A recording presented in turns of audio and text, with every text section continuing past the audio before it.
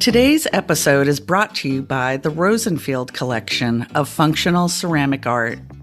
The collection exists as an online source for research and inspiration, featuring photos of thousands of objects made by over 800 artists.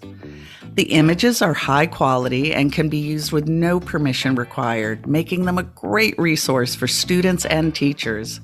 To find out more, visit www.rosenfieldcollection.com.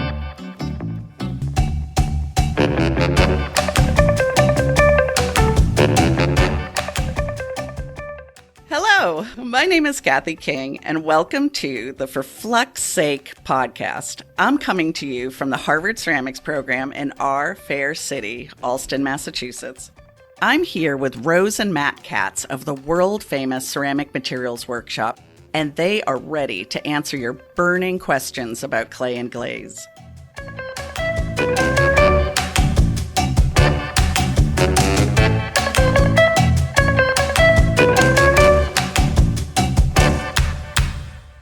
Happy New Year, Matt and Rose.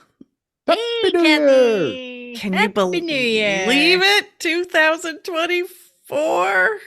Nope, it's going to take me a month to write that. I know, right? I just got used to 2023. I know. Oh. No. Stupid future moving forward linearly. I know, it's really getting in my way. My goodness. Wow. So, hope the holidays were great. Y'all re-energized, ready to go, full of resolutions. Yeah. Oh, of course. Resolutions? I don't know, but full energy, yes. Yep. There's nothing else we can do, Rose. We're perfect the way we are. Exactly. Mm-hmm. Now you, Matt.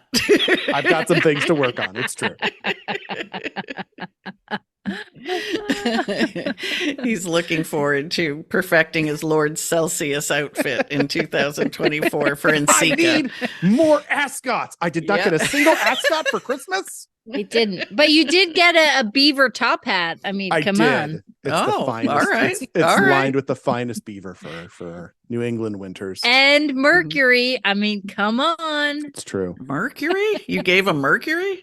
No, it's in hats. That's why the Mad Hatter is mad. That's right. Yeah. Yes. Oh, yes. Oh, my goodness. All right. So, Matt, you had mentioned wanting to try something different. Yeah, well, every year we try to have on an expert on a subject that we don't know. And we've had Sarah, the toxicologist, and my father, the retired doctor. For this year, we are going to have our friend Freddie, who is a kiln builder, come on and answer questions about electric kilns. So we're going to record that episode in the future. Freddie's agreed to do it.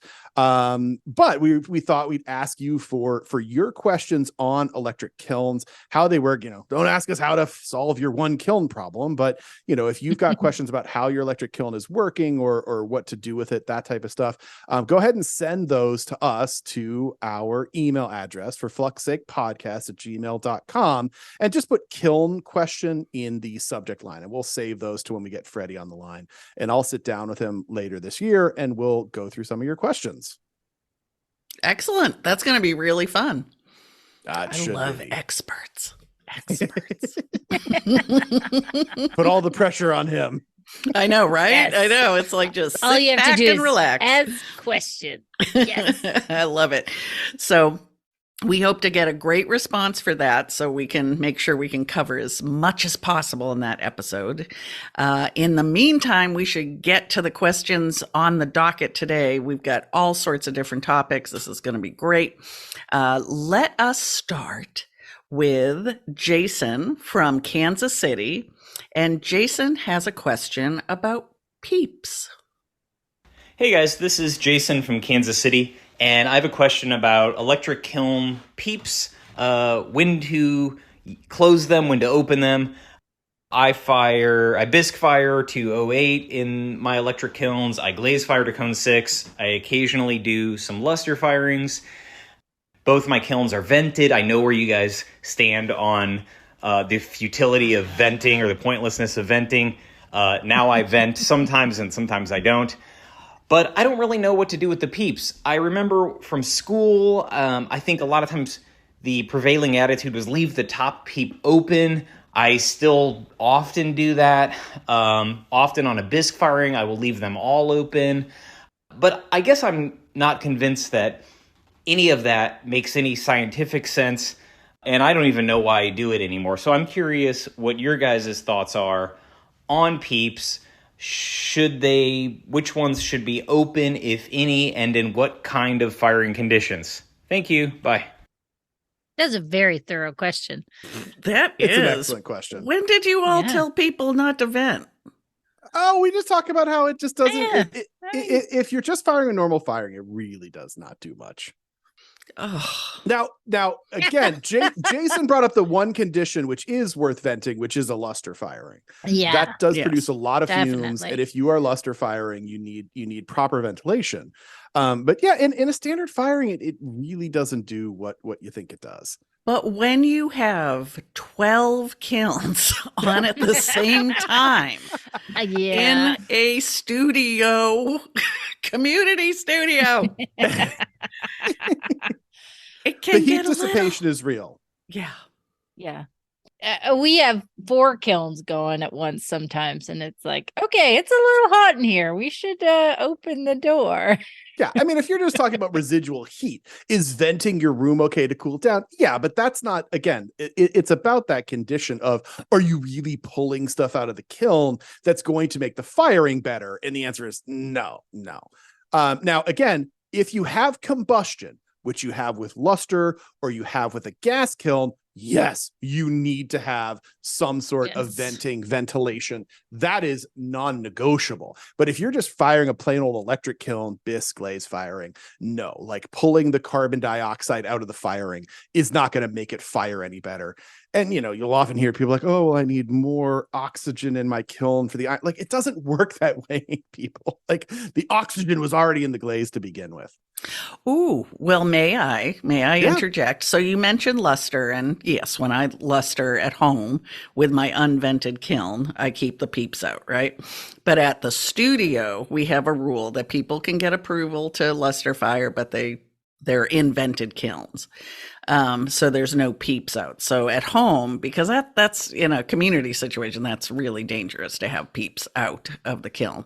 Now, I had always heard or been taught red overglaze enamel, aka China paint, needed more oxygen for it to be its best red self. Is any truth in that? Just the red? Just the Not red or else? the reds, like blues, purples. I mean, I've had reds burn out in an overglaze enamel kiln. So yeah, I'm not too familiar with China paint. Let's just go with what I said then. Sure. Let's do that. Takes over. With China painting, that is one where people don't vent a lot, but there is a combustion that's going on because you're using an oil medium that's carbon based, and that can release carbon monoxide or other types of forms of whatever solvents you're using and any of that type of stuff.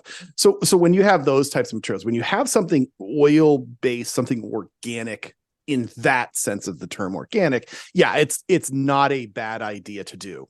As to the reds and the oxygen, my biggest experience with China painting, it was always a thickness problem. Like when my colors would come, it was just about the quality of the thickness rather than any particular venting in the color.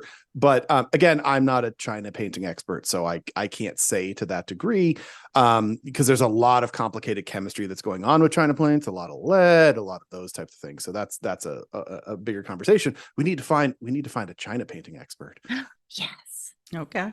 That would be great. With China painting does not get enough love in ceramics. It does not. It really does not. And I love it dearly. Absolutely. But I do know, you talking about thickness, I'll add in grinding. So when you are mixing your powder, oftentimes people don't grind it. I have a piece of glass that's sandblasted on one side, and I know that makes a big difference in how well the colors turn out.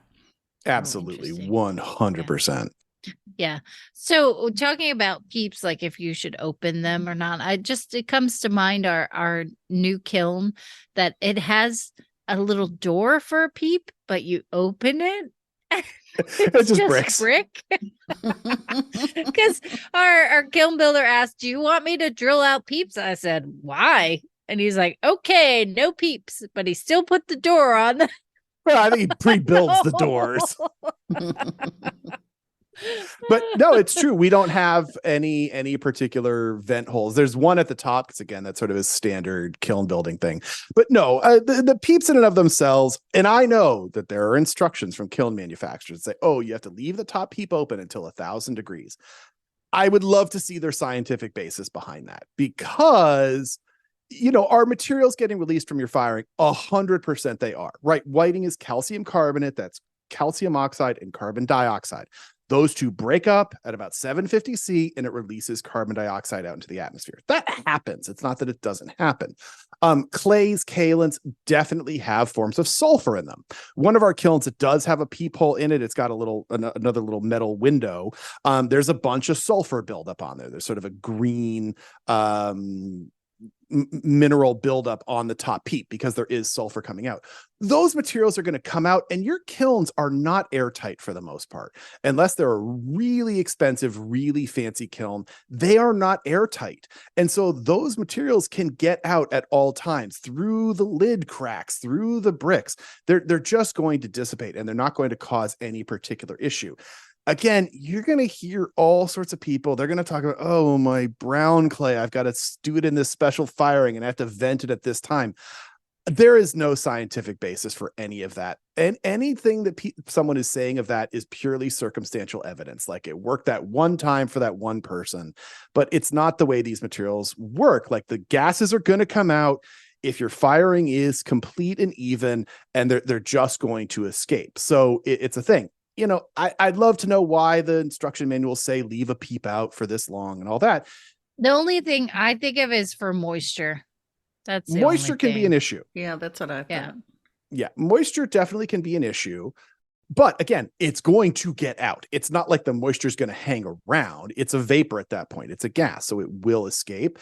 And again, yeah, we always talk about, for how much I talk about how fast we fire, the one time I do anything slow is when we bisque. Like, I'll generally put a hold on my kiln under 100 degrees C, usually at like 95 degrees C, if I think anything is at all wet. But it's usually not even a problem. I just fired a bisque kiln the other day, and we had messed with the programs, and I'd removed the early hold from my kiln program, and I just set to go straight off, and it went straight off, and I opened the kiln and everything was fine. I didn't have any explosions because it was all pretty dry. It wasn't that big of a problem. So, I would love for someone to share with us. I'll put this out there. If someone's from a kiln company is listening, or give me some scientific evidence. Don't just give me this is what we should do. This is what we've always done. I need scientific evidence, because from what my experience and what I know about it, it's just voodoo. Voodoo. I love voodoo. Nice. Oh, my goodness. My goodness. Well, all right. Well, I hope that helped. So let us move on to another riveting question. So we have this question coming in from Roz from Harrisonburg, Virginia, and Roz wants a little bit more excitement out of their electric kiln firing. Hi guys, this is Roz from Harrisonburg, Virginia, and I'm wondering if there's a way in an electric cone 6 kiln to get those kinds of atmospheric effects that people like Gwendolyn Yapolo get, where you have microcrystals kind of sprayed across a piece. And don't her glazes change color depending on the light they're under? Did I make that up? Did I dream that? I'm not aware of Gwendolyn's doing that, but not like I pay attention to everything she's doing. Yeah, I mean, to Roz's question, absolutely, 100%. And I'm pretty sure, I don't know what Gwendolyn does. I knew her a long time ago, but what she's doing is not atmospheric at all. It's all in electric kilns because she's making crystalline glazes. And those are totally, you're able to do them in electric firings, cone 10, cone 6, doesn't make a difference. What the chemistry of crystalline glazes are, that's a much longer conversation. And we sort of dipped into those waters in the podcast before, but in short, there's not that many different types of glazes in the world, but the three major types are glossy glazes, matte glazes, and crystalline glazes. Glossy glazes, they're what you know, they're glossy. Matte glazes are glazes that grow a crystal, but they grow a crystal that's a very specific chemistry, and they tend to be homogeneously crystallized, evenly crystallized across the surface.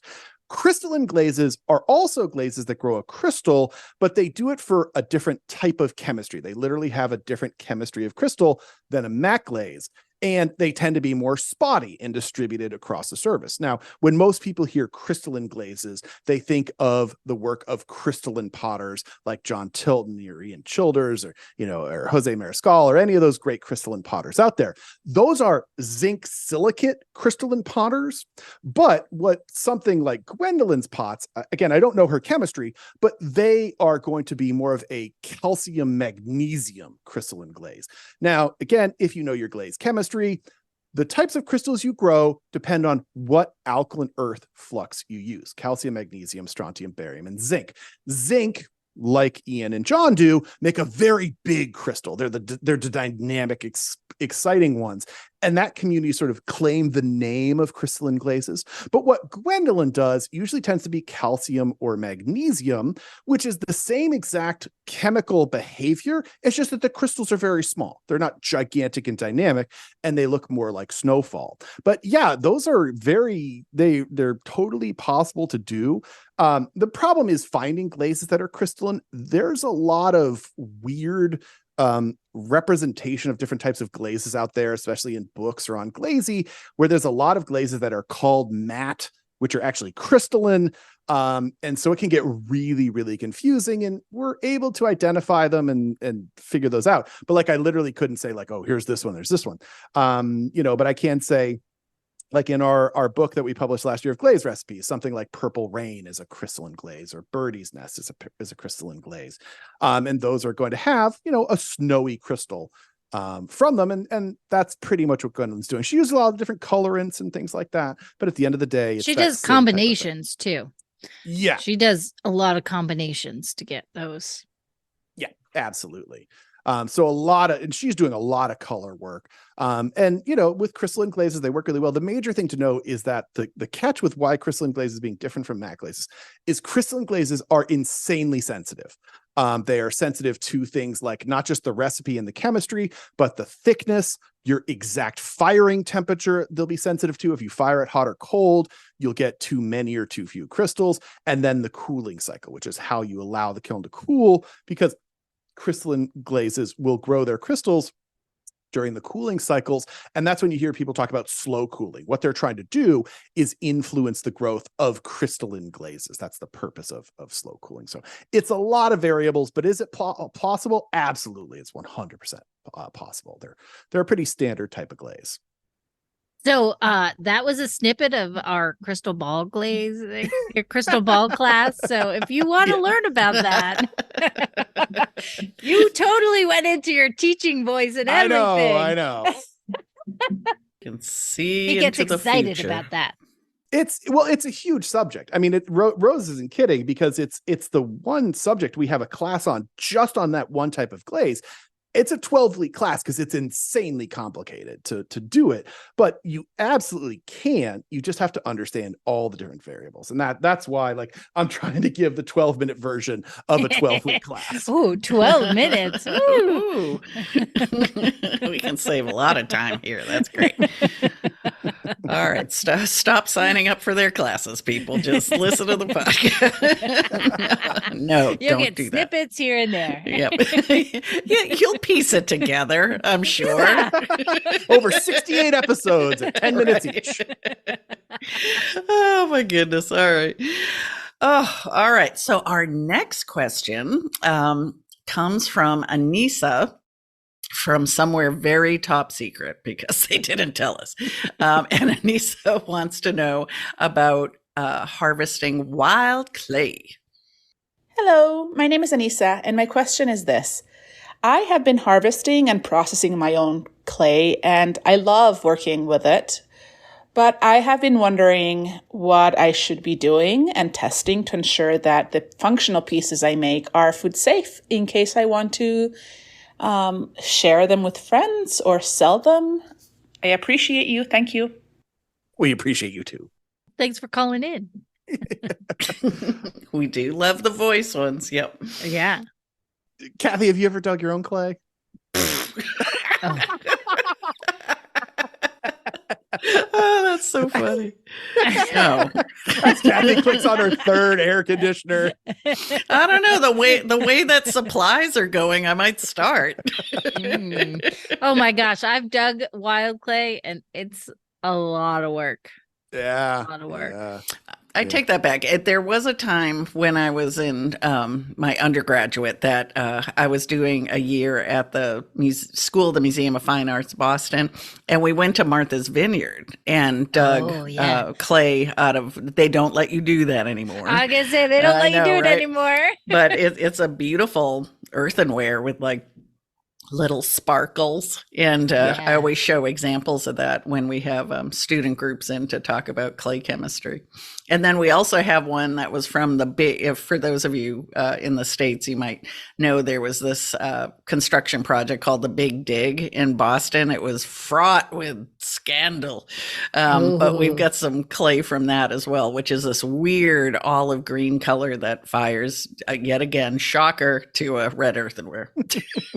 Really? Yep. Oh, that's cool. Mm-hmm. And Rose, you used to dig it all the time with your mom. Yes, yeah, that's where I would dig it with. We would dig it at a pond in the back of our house. I grew up on an old farm, so there were these farming ponds that would water the fields. But the banks were like, it was a I can't say that word right now. Striated. A bank. So it was like red and then white and then gray. It was so cool. And then so like we would try to get one type of clay at a time. So you like dig horizontally to like get all the white clay, and then the red clay in a different bucket and the gray. So yeah, it was pretty cool. And were they all like usable or successful to use on their own, like the different layers? They were. The gray was harder to use. It wasn't as plastic as the red, which was the best one to use. It was really great for hand building. The white and the gray were okay, but we used those mostly as like a slip for the covering over the red. But yeah, it was a lot of work. And Rose's mother was a wild clay potter exclusively for years. She was just using that clay. We've got a lot of her pieces. Yeah, just recently got some more too. So it's cool to see and remember.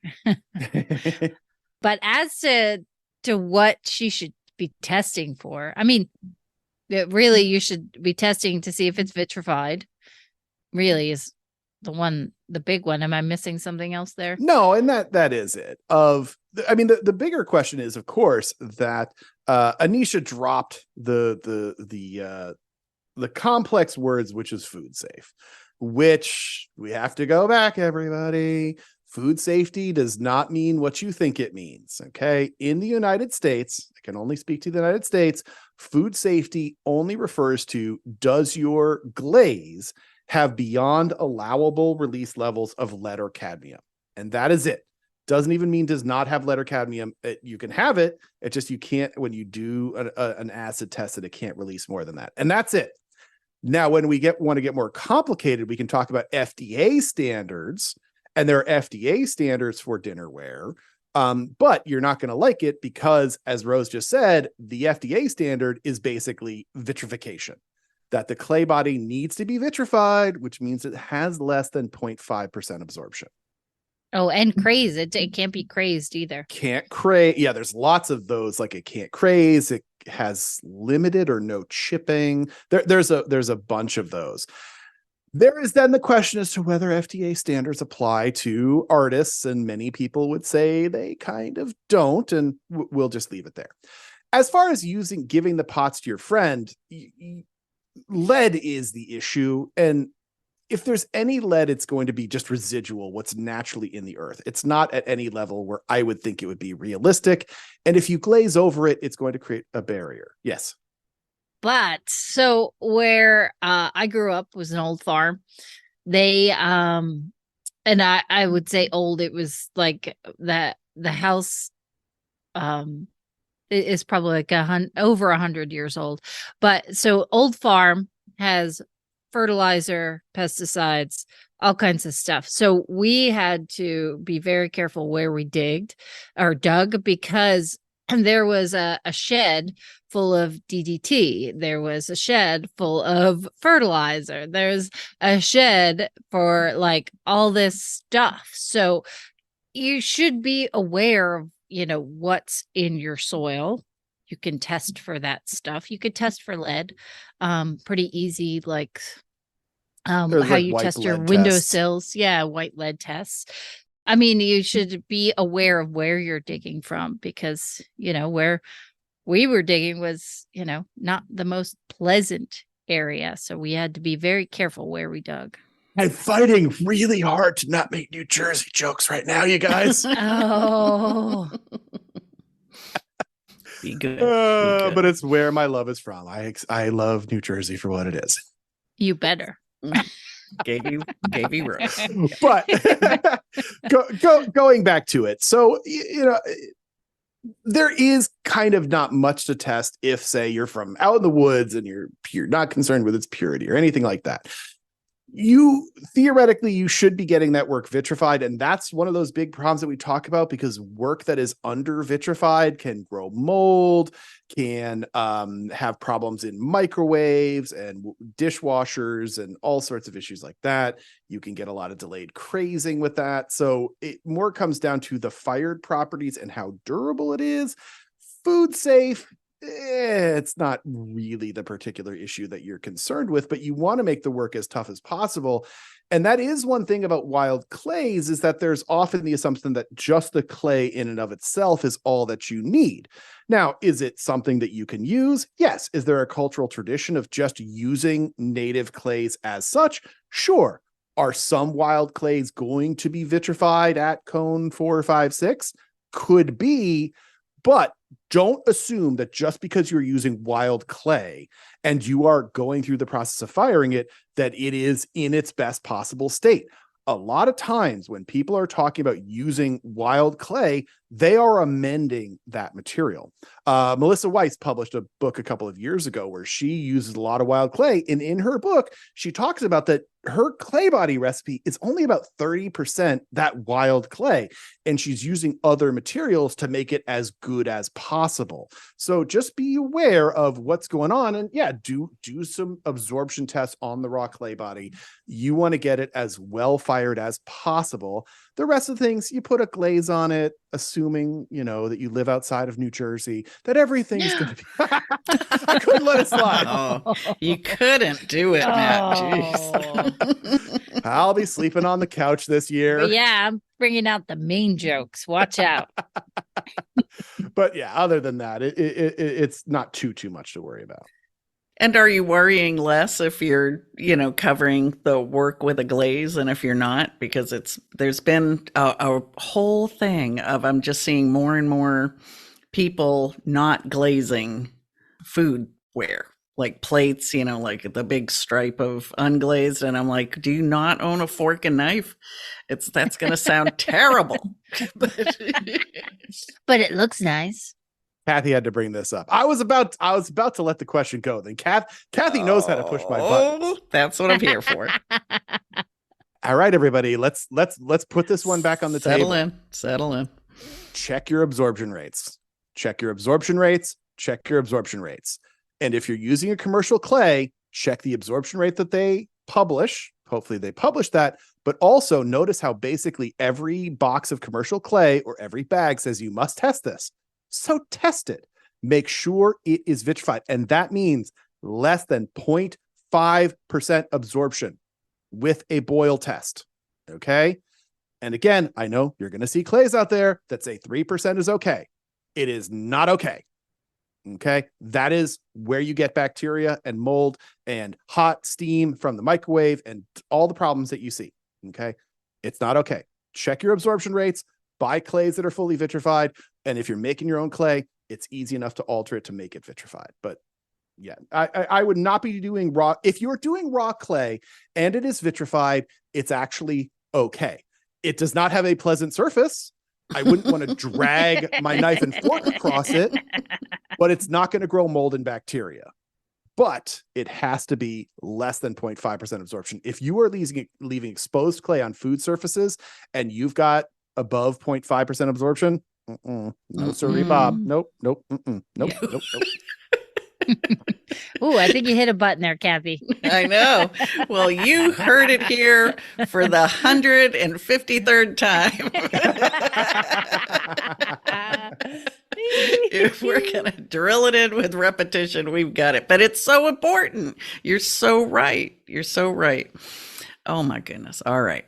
Well, y'all, that's all the time we have. Oh, I know, but plenty of questions for us to get to next time. So until we see each other again, Matt and Rose. We'll see you later, Kathy. See you, Kathy. Well, folks, that's it for this week's episode of For Flux Sake. I'd like to thank the listeners who submitted questions this week. And if you want your question answered on the show, shoot us an email at ForFluxSakePodcast@gmail.com. So join us next time, and when in your studio, remember what Rose always says.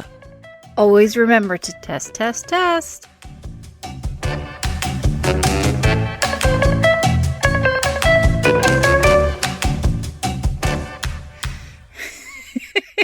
This is a test of the emergency glaze system. Beep.